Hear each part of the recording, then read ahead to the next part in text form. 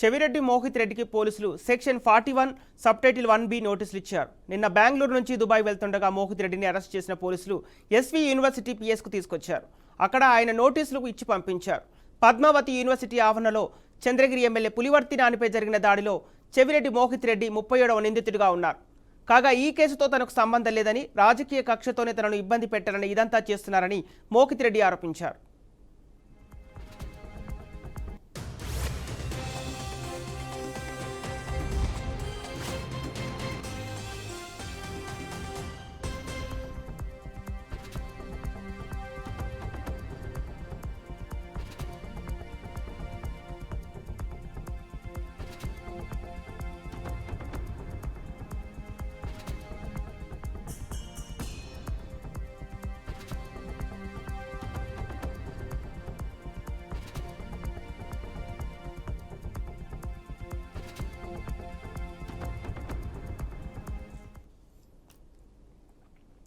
Breaking news చూస్తున్నాం. చెవిరెడ్డి మోహిత్ రెడ్డికి పోలీసులు సెక్షన్ 41 సబ్టైటిల్ 1B నోటీసులు ఇచ్చారు.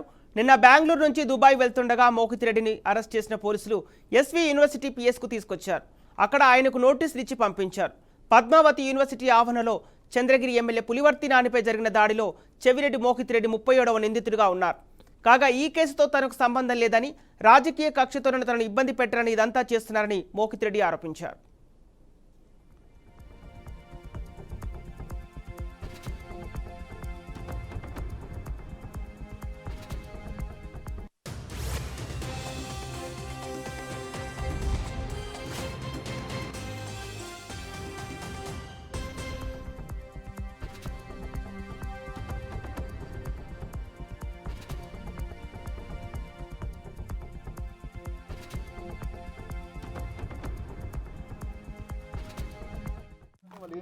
రెడీగా ఉన్నాను.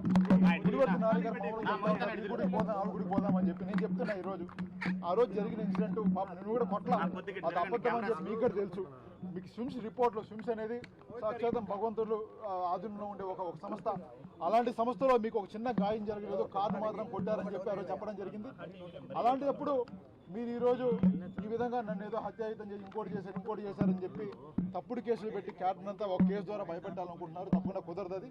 రెండోది, ఇలాంటి కేసుల్లో ఏ మాత్రం సంబంధం ఉన్నా ఏ గుడికైనా వాళ్ళు గుడి చెప్తా ఉంటారు. నేను చెప్తున్నా, కాణిపాకం ప్రతి గుడి మేము దేవుణ్ణి నమ్మే వాళ్ళం, మేము కూడా భక్తులం.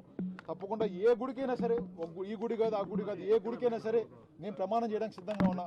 ఆ రోజు మీ కార్ని కొట్టిన దాంట్లో నాకు సంబంధం ఉందని మీరు ప్రూవ్ చేస్తే దేనికైనా సిద్ధం, ఏ గుడికైనా ప్రమాణం చేయడానికి సిద్ధంగా ఉన్నా. తప్పకుండా మీరు కూడా మీకు నిజంగా చిత్తశుద్ధి ఉంది, మీరు చెప్పే ప్రెస్లో మీరు మాట్లాడే నిజమైతే మీరు కూడా మీకు ధైర్యం దమ్ముంటే. మీరందరూ కూడా గమనించారు, ఒక కొత్త నాటకం.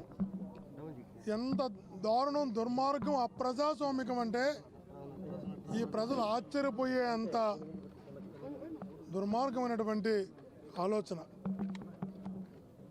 ఆ రోజు మధ్యాహ్నం 2 గంటల నుంచి 14వ తారీఖు రాత్రి 9 గంటల వరకు మోహిత్ సాక్షాత్తు కలెక్టర్ గారు, జాయింట్ కలెక్టర్ గారు, జిల్లా ఎన్నికల అధికారులు, అబ్జర్వర్ల సమక్షంలో ఈవీఎం స్క్రూటినీ జరుగుతుంటే లోపల ఉన్నాడు. సీసీ ఫుటేజ్లో రికార్డ్ అయ్యింది. ఏమీ తెలియదు తనకి ఇక్కడ జరిగిన గొడవ కూడా. ముందు రోజు 18వ తేదీ రాత్రి కూచువారిపల్లి అనే గ్రామంలో చంద్రగిరి మండలంలో అక్కడ ఉన్నటువంటి తెలుగుదేశం పార్టీ సంబంధించినటువంటి అందరూ కూడా కలిసి వైఎస్ఆర్ కాంగ్రెస్ పార్టీ సంబంధించిన కార్లు 2 తగలబెట్టారు, ఇల్లు తగలబెట్టారు, కట్టేసి చొప్పులతో కొట్టారు, మనుషుల మీద పాసు పోసారు, మూత్రం పోసారు, దుర్మార్గంగా చేశారు. ఇంతవరకు ఒక్కరిని కూడా అరెస్ట్ చేయలేదు. 14వ తేదీ మధ్యాహ్నం 3 గంటలకు మొదటి నుంచి మేము చెప్తున్నాం, నాని గారి పైన దాడి జరగలేదు, నాని కారు పైన దాడి జరిగినట్టే ఉంది, అది వీడియోలు చెప్తున్నాయి అని. ఆ విషయాన్ని నేను ఎస్పీ గారికి కూడా మాట్లాడినప్పుడు గంట ముందు కూడా ముందు రోజు అక్కడ కార్లు దగ్ధం చేశారు, మూత్రం పోసారు, కొట్టారు. ఇక్కడ కూడా వాళ్ళ కార్లు ఏమన్నా డిస్టర్బ్ చేస్తారేమో జాగ్రత్త చూసుకోమని చెప్పి నేను కూడా రిక్వెస్ట్ చేయడం కూడా జరిగింది. మీరందరూ కూడా దీనికి సంబంధించిన పూర్తి డీటెయిల్స్ మా తిరుపతి ప్రతినిధి గోపి ఫోన్ సిద్ధంగా ఉన్నారు ఇవ్వడానికి. ఎన్నికల సమయంలో చంద్రగిరి ఎమ్మెల్యే పులివర్తి నానిపై దాడి జరిగిన నేపథ్యంలో 37వ నిందితుడిగా ఉన్న చెవిరెడ్డి మోహిత్ రెడ్డికి సెక్షన్ 41 నోటీసులు ఇచ్చినట్టు తెలుస్తోంది. అయితే ఈ విమర్శలపై చెవిరెడ్డి మోహిత్ రెడ్డి స్వాగతిస్తున్నారా? ప్రస్తుతం ఎలాంటి పరిస్థితులు నెలకొన్నాయి? సంపత్ మొత్తం మీద ఎన్నికల తర్వాత ఏదైతే చంద్రగిరి అప్పట్లో ఉన్నటువంటి చంద్రగిరి అభ్యర్థి పులివర్తి నాని పైన పద్మావతి మహిళా యూనివర్సిటీలో హత్యాయత్నం జరిగింది. ఆయన కాన్వాయ్ పైన దాడి చేయడం జరిగింది. దీనికి ప్రధాన కారణంగా అప్పుడు ఉన్నటువంటి వైసీపీ అభ్యర్థి మోహిత్ రెడ్డి ప్రధాన కారణం అంటూ కూడా ఆరోపణలు చేస్తూ వస్తున్నారు. అయితే ప్రభుత్వం మారిన తర్వాత తెలుగుదేశం పార్టీ అధికారంలోకి వచ్చిన తర్వాత మోహిత్ రెడ్డి పేరును కూడా ఆ కేసుకు సంబంధించి చేర్చడం జరిగింది. అయితే ఇప్పటికే ఆ కేసులో 36 మందిని అరెస్ట్ చేశారు. వాళ్ళు జైల్లో ఉన్నారు. కొంతమంది రిమాండ్ పైన కూడా బయటికి రావడం జరిగింది. అయితే 37వ పేరు మోహిత్ రెడ్డి పైన చేర్చిన నేపథ్యంలో ఆయన్ని రాత్రి బెంగళూరులో పోలీసులు అంటే తిరుపతి పోలీసులు వెళ్లి అరెస్ట్ చేయడం జరిగింది. అయితే ఇతర ప్రాంతాలకు ఆయన ఒక ఫ్రెండ్ మ్యారేజ్కి వెళ్తున్న సమయంలో బెంగళూరు ఎయిర్పోర్ట్ కి చేరుకున్న సమయంలో అక్కడ ఇమిగ్రేషన్ అధికారులు ఇచ్చినటువంటి సమాచారం ప్రకారం తిరుపతి పోలీసులు ఆయన అదుపులోకి తీసుకుని ఇవాళ తెల్లవారుతో తిరుపతి అంటే యూనివర్సిటీ పోలీస్ స్టేషన్ తీసుకురావడం జరిగింది. అక్కడ కాసేపు హైడ్రామా చోటు చేసుకోవడం జరిగింది. అయితే ఆయన అరెస్ట్ చేయాలా లేదంటే 41 నోటీసులు ఇచ్చి పంపించాలా అని ఇచ్చినటువంటి పోలీసులు కాసేపటి తర్వాత దాదాపు ఒక గంట సేపు పోలీస్ స్టేషన్ లో కూర్చొని పెట్టుకుని